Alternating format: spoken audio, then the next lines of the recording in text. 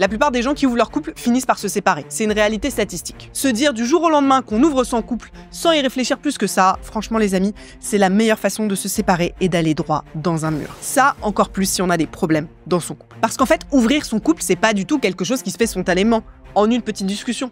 Tiens, vas-y, on ouvre le couple.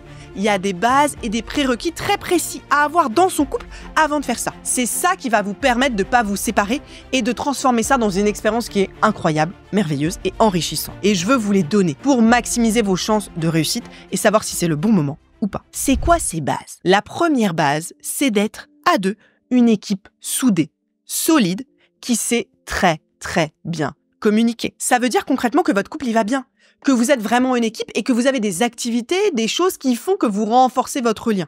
Vous êtes vraiment soudés. Ça peut être des activités comme le sport, des passions en commun, des moments où vous allez cuisiner ensemble, des moments où vous allez avoir des longues discussions. Mais quelque chose qui fait que même de l'extérieur et vous de l'intérieur, vous avez vraiment l'impression d'être une équipe. À deux. Ensuite, dans cette équipe, bien sûr, il y a la communication. Est-ce que vous parlez beaucoup, spontanément, avec fluidité, avec facilité? Ça, c'est un prérequis. Une base pour pouvoir ouvrir son couple. Pourquoi? Tout simplement parce que vous allez être en interaction avec d'autres gens. Vous allez faire l'amour avec une autre personne, votre partenaire va faire l'amour avec une autre personne. Que vous soyez là pour regarder ou pas. Comment vous allez réagir? Si vous n'avez pas l'impression que votre équipe, elle est solide et soudée et que vous pouvez vraiment communiquer, vous vous rendez bien compte que ça va exploser. Soyons clairs, la probabilité qu'à un moment, l'un des deux ait un petit coup de cœur pour quelqu'un, ça veut pas du tout dire qu'on va se séparer, est important. Et ce petit coup de cœur-là, être une équipe solide, va permettre de le traverser sans encombre. Parce qu'en fait, là, vous voulez ouvrir votre couple, mais pas créer de la distance entre vous deux. Vous voulez vous rapprocher. Et vous allez vous connecter à d'autres personnes. Peut-être d'une façon très éphémère, peut-être d'une façon un peu plus longue. Et comment faire pour que la distance entre vous et votre partenaire dans votre couple ne s'élargisse pas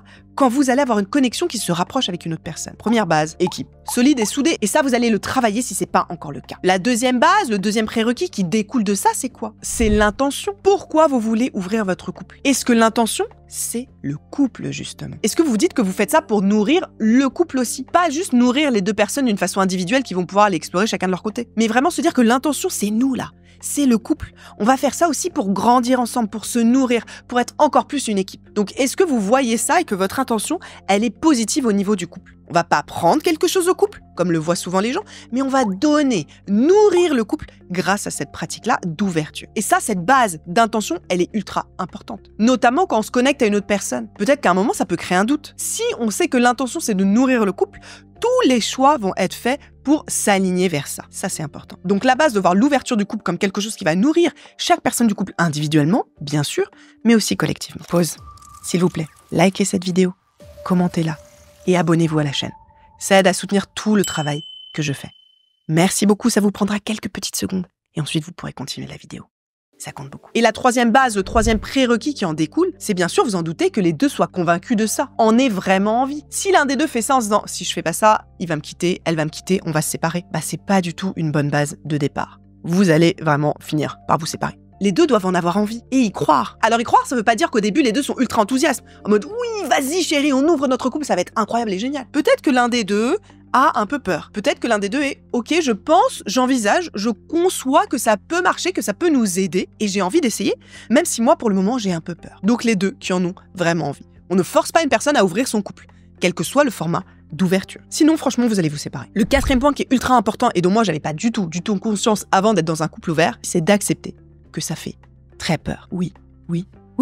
Vous allez avoir peur, notamment peur de perdre l'autre, peur que ce soit mieux avec quelqu'un d'autre. Toutes ces peurs-là, elles sont légitimes. Donc, acceptez que vous allez avoir peur et que vous avez le droit de ressentir cette peur, c'est un prérequis énorme. Et que ces peurs, elles sont légitimes pour vous, mais comme pour votre partenaire, d'être vulnérable. Si vous n'êtes pas une personne qui arrive à être vulnérable avec vous-même, déjà avec bienveillance, et que vous n'arrivez pas à être vulnérable surtout avec votre partenaire et à communiquer sur ce point-là de vulnérabilité, en mode « moi je suis une armure, je suis blindée, j'ai pas d'émotion, t'inquiète pas, je gère », ça va pas marcher. Vous allez exploser en vol. C'est tellement fondamental et je le vis de pouvoir voir l'autre personne et lui dire « là j'ai peur. Cette interaction que j'ai vue, que tu as eue ou ce moment-là, il m'a fait peur, j'ai eu peur pour ça. J'ai ressenti ça à l'intérieur de moi. » Donc vulnérabilité, ouverture et communication sur ça. C'est une base tellement importante dont moi, j'avais même pas conscience avant. Je pensais qu'au contraire, il fallait être le plus fort possible et tenir, alors qu'en fait, c'est l'inverse. C'est parler et accepter cette peur. Et savoir communiquer avec vulnérabilité, c'est des choses qui s'apprennent, notamment de l'écoute active. Et ne pas prendre les choses personnellement quand l'autre personne va vous parler. Imaginez comme ça peut être dur à recevoir d'entendre l'autre personne qui vous dit « j'ai un petit coup de cœur pour cette personne ». Ou cette autre personne, elle me rend dingue, j'ai tellement de désir. Est-ce que vous êtes prêt à entendre ça? Et comment on peut faire pour communiquer là-dessus, être une oreille bienveillante, aussi bien des peurs que des désirs de l'autre personne, sans se sentir soi remis en question? Être, en fait, encore une fois, une vraie équipe. On est là ensemble, à deux, et on vit ces expériences ensemble qui vont nous nourrir et nous enrichir. Et l'autre chose qui est ultra importante et qui est aussi un peu liée à la peur, c'est de ne pas se sentir remis en question ou en compétition dans les interactions que son ou sa partenaire va avoir avec d'autres gens. Oui, votre partenaire, si vous ouvrez votre couple, va être en interaction avec d'autres gens. Mais c'est juste l'autoriser à vivre des moments qui sont très différents, qui n'ont rien à voir avec vous-même, qui n'ont rien à voir avec un manque qui pourrait exister dans votre couple. Et ça encore, je vous renvoie à la première base d'un couple qui est une équipe solide. C'est comme vos amis, vous vivez des expériences qui sont différentes avec vos amis. Bah là, c'est un peu la même chose. Donc là, le prérequis, la base, c'est vraiment de faire individuellement un travail sur soi pour accepter que ce que va vivre votre partenaire avec quelqu'un d'autre ne va pas vous prendre quoi que ce soit. Au contraire, que ça peut vous nourrir. Et ça, vraiment, c'est un mindset, c'est un changement d'état d'esprit à avoir. Cette interaction ne me prend rien à moi, et c'est ça qui me fait peur. Mais au contraire, elle me donne. Elle nourrit mon partenaire et elle nourrit notre couple. Encore une fois, je ne suis pas en compétition avec cette interaction puisque je suis déjà une équipe soudée avec mon partenaire. C'est aussi laisser tomber les comparaisons. Ça va être mieux, ça va être différent. En fait, ça va pas être mieux ou moins bien. Et oui, ça va être différent. Si vous faites l'amour avec une autre personne que votre partenaire, vous vous rendez bien compte que l'expérience, elle est différente.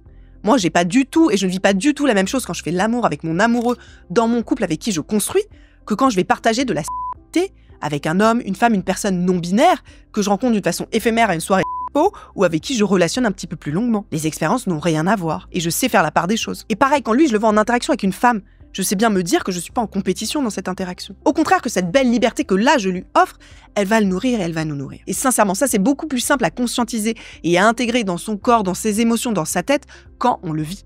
Parce qu'en fait, on peut dupliquer la situation. Moi, je sais très bien, pour le vivre concrètement, consciemment, que quand je partage de la sécurité avec une autre personne, ce que je vis n'a rien à voir avec l'amour et quand je fais l'amour dans mon couple. Donc, puisque moi, je le vis, j'ai moins de problèmes à conscientiser que, ok, bah là, mon mec, il est en train de coucher avec une autre meuf. Et je me sens pas remis en question. Et je sais que ça n'a rien à voir avec notre amour, parce que moi aussi, je le vis de mon côté. La dernière base et le dernier prérequis super important, dont j'avais pas du tout conscience avant, c'est d'être flexible, tolérant et mouvant comme un bateau. Pourquoi je dis ça? Au début, moi, je pensais qu'on allait juste définir des règles. Dire, voilà, c'est ça oui, ça non, ça oui, ça non. Et que c'était un peu gravé dans le marbre. On avait chacun signé en disant, ok, très bien, chérie, je m'engage à ça. Mais en fait, dans la réalité, c'est pas du tout comme ça que ça se passe. Donc, le prérequis, la base, c'est d'être flexible et tolérant. Parfois, ça c'est vert, parfois c'est jaune, parfois c'est rouge. Et ça va varier. Vous êtes sur un bateau, là. Une équipe, un couple. Vous naviguez, et parfois la voile, il y a beaucoup de vent dedans, parfois il y a moins de vent.